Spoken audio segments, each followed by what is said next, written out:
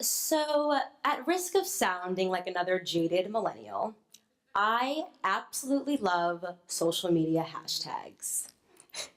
I'm actually very serious. If you guys are not yet in on the trend of hashtags, you have got to get started.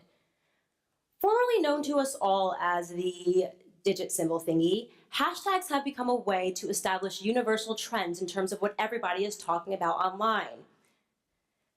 There are weekly recurring ones like hashtag TBT, which stands for Throwback Thursday, where users can literally affix any event from their past and reshare it with friends. Like this user who just happens to be throwing it back to last week in Miami when he was at a concert. There are also politically inspired ones, like you all know, such as hashtag Scare Hillary in 4 words, which is amazing.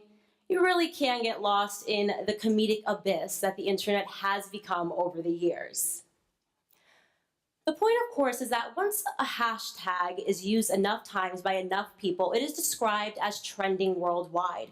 And that really is one of the most amazing things about the internet today, that we have this means of communicating with people from all over the world. It's birthed an era of what I like to refer to as digital activism. An example of this occurred on November 13th, 2015, when the city of Paris was struck by a series of horrific terrorist events you will all recall. It was actually due to the speed of the internet and its associative hashtags that we received real-time coverage of those events. And individuals began using that hashtag Pray for Paris to send love and support to all of the victims. And the beauty of something like that is pretty hard to ignore, right? Digital activism as a means to spread love and support throughout the world.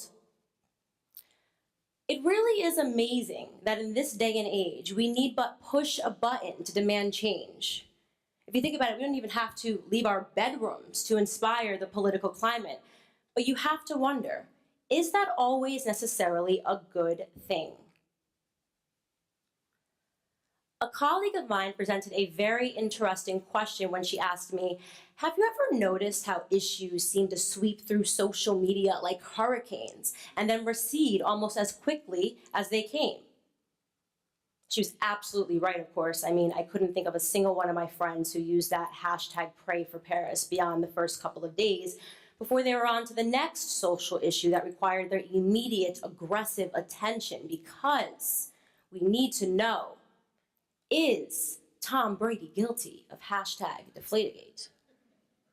And I mean, are the hashtag Oscars so white? And for the love of God, people, is Donald Trump a hashtag racist, sexist, victim, hero, the next president of the United States, or Hitler? I don't know. Because it's here today, and it'll be gone tomorrow. Welcome to this generation of activism. I'm an eternal optimist, though, and so I'd like to think that even if the conversation does seem to die down pretty quickly, we're at least being inspired by the conversation and the dialogue that we're having with individuals that we would not have had access to otherwise. We're thereby widening our own range of perception and ideals, I'd like to think.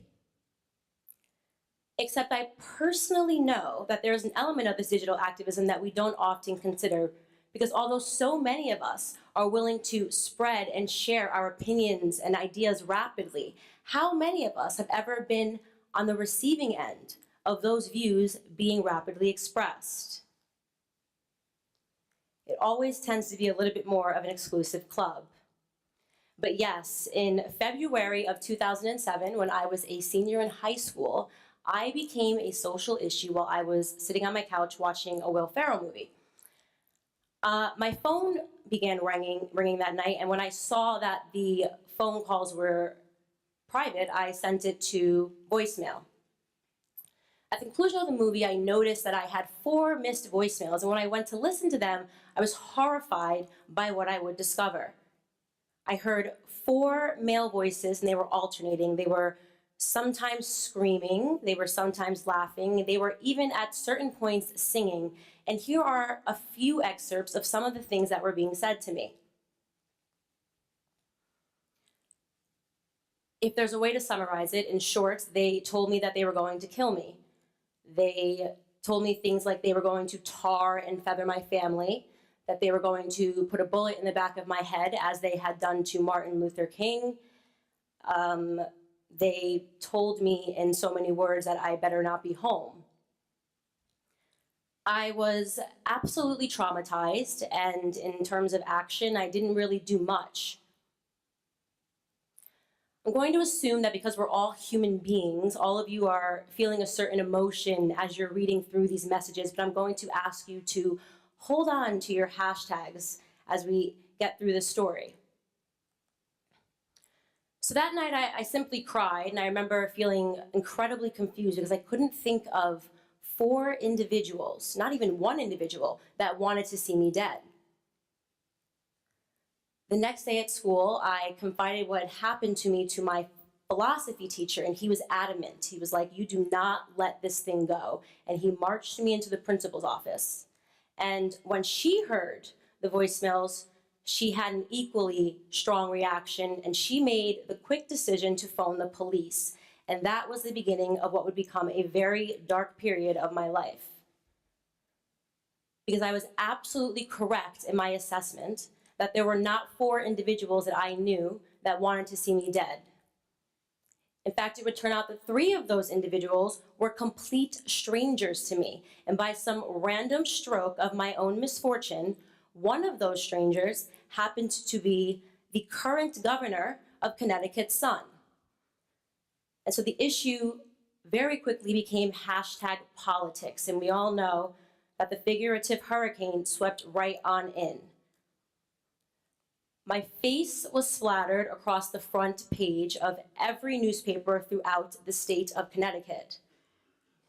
The FBI was called in due to its unusual strand of high profile to analyze the voice messages and the voices on them. News stations would replay them over and over again because they wanted to make sure everyone was made privy to what a politician's son was involved in. I also had NAACP members who I had never spoken to prior waiting on the front steps of my high school with cameras in tow to speak out on the horrors of what a Black girl was going through. My parents fought at home. My sisters got into physical altercations at school, defending me against all of the chatter that was drummed up by students and teachers alike. Because as we all know, in any of these types of situations, everyone feels a need to take a side. And maybe Candace made up the voice messages. Maybe she called herself. No one had been arrested yet. It was just an investigation. I made the decision then to start homeschooling while the investigation continued, and it concluded nearly 2 months later. It took 2 months before all of the boys involved were arrested and before I was able to return back to school, and my hashtag was allowed to shift into the societal subconscious. And then, of course, everyone forgot about my story. Everyone except for me, because a few months later I started college and I couldn't rid my brain of all of those articles that I had read online about me and all the things that I had read in the comment sections about myself. I was naturally terrified that incoming freshman students that could potentially be my friend would discover these articles and form presumptive hashtags about my character. And I certainly didn't want them to think that I was a hashtag race baiter or that I was hashtag trouble or hashtag anything else. But I couldn't control the internet. What I did, however, discover was that I could control my body. And I began manifesting that experience through severe anorexia, a disease that would stick with me for the next 5 years.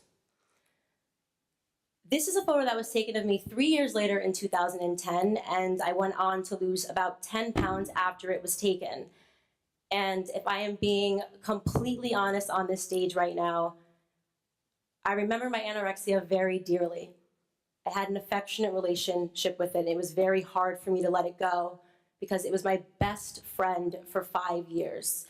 It gave me control of my life back.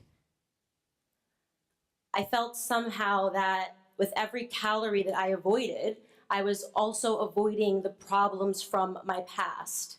And those problems retrospectively could have been solved if somebody had just said sorry and taken responsibility for what had happened, which never happened. It's an incredibly interesting afterthought to have, that our digital activism over these perceived acts of inhumanity can itself become the act of inhumanity. That as a society, we tend to drum up these hurricanes to combat what may initially have just been a storm. That's because the method of activism has morphed completely. When our parents and our grandparents were coming up, that word required a physical presence. They had to march on the front lawns of the White House to put an end to the Vietnam War. They had to risk their livelihoods to put an end to institutions like segregation. Activism meant maybe being arrested. Activism meant maybe being killed. So they had to care deeply, beyond the concept of a trending hashtag, to voice their outrage. But today we have the internet.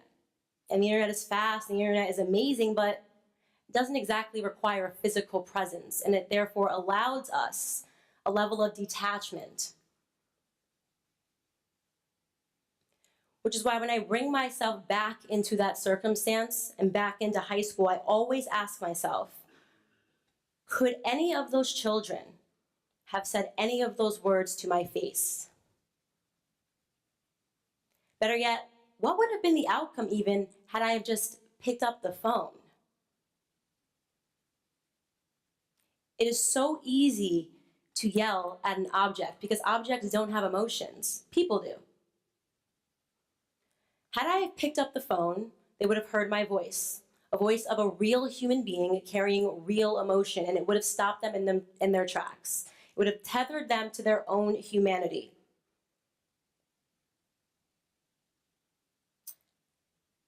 All of those emotions you had when you first read those messages, I'm going to politely ask you to just forget about them. Because the truth is, those children were not monsters. Those children were not hashtag racist or anything else. Those children, like me, were social lab rats. People tend to forget it, but it was us millennials that watched the world move from a beeper to a cell phone to text messages and videos sent around the world in what felt like a matter of nanoseconds. You see that green line that just starts trending upward right around 2012? That represents the increase in core digital technologies over the years. It was us millennials that were the school children of those technological advancements. We were the unwitting participants in a great social experiment. We were first handed AIM, and then it was Facebook and Twitter and hashtags with no formal guide as to how it might all play out because nobody knew. Nobody thought about it. Nobody considered or contemplated the social implications of all of these changes. I still don't actually think people are contemplating the social implications of all of these changes. We are all existing in a miraculous paradox. As a human race, we have never been more connected or further apart from one another. Those children, just like me, were publicly dissected and labeled by a group of adults who saw a sweeping headline instead of an opportunity to learn and to think critically about the approaching era of digital activism, where we write off empathy in favor of proving a point that we are oftentimes making about a human being with real emotions and a beating heart. And yes, the example that I have presented you today may seem extreme, but it more usually, you should know, is not. It's more usually that 1-star review we leave on Yelp because the waitress was hashtag awful and she was late with our drinks and she maybe forgot our appetizers. So she should be hashtag fired and, oh, wait until you see her nose. We type, hit enter, send, done. For us maybe, but not necessarily for that waitress. What digital activism feels like on the other side is a lot of pain. It can be half a decade of an eating disorder. It can be suicidal thoughts. It can be just an individual that isn't equipped to deal with our criticisms. Because the truth about our activism is that it's hardly activism at all. It's rapid rate opinionism. I've noticed that it's that send button on the keyboard. It's the enter key that seems to be getting all of the attention from us. And so I thought, while I have the opportunity to, on this stage, why don't I present to the world a few alternatives to it? Like the control one, or the delete one. And I thought, now that might be a hashtag worth spreading. Thank you guys so much.